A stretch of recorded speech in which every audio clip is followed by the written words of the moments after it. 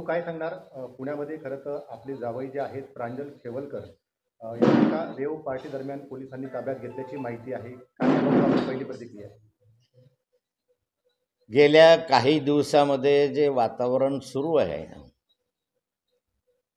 त्या वातावरणानुसार असं काही घडू शकतं याचा अंदाज थोडा थोडा मला येत होता की असं होऊ शकतं. पण काही जण अत्यंत अडचणीमध्ये याच्यामध्ये आहे आणि त्या आता अंतिम टप्प्यामध्ये येण्यास बेतात.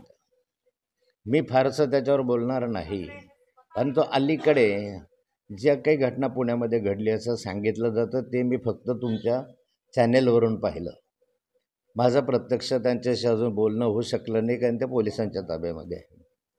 माझं या निमित्तानं म्हणणं आहे की अगर आणखी जर ती खरी रेव पार्टी असेल आणि त्या रेव पार्टीमध्ये आमचे जावई जर त्या ठिकाणी गुन्हेगार असतील तर मी त्यांचं समर्थन करणार नाही.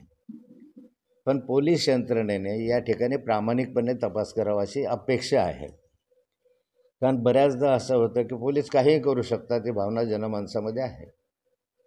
त्या संदर्भामध्ये नीट फॉरेन्सिक लॅबचे रिपोर्ट आले पाहिजे, ब्लड रिपोर्ट आले पाहिजे आणि सर्व रिपोर्ट आल्यानंतर याच्यावर अधिक भाष्य करता येईल.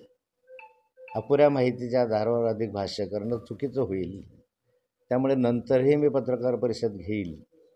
पण ते एकच तुम्हाला सांगतो की सध्या जे वृत्तवाहिन्यांवर लोकांचे रिमाज येत आहे ते रिमाज बघता या प्रकरणाचं आपण बघितलं पाहिजे की हे कशा रीतीने घडवलं जात आहे किंवा घडतं आहे.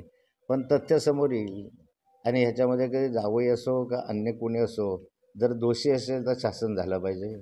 पण कुणाला अडकवण्याचा प्रयत्न होत असेल तर ते सहन केलं जाणार नाही. त्याचा निश्चित आम्ही विरोध करू.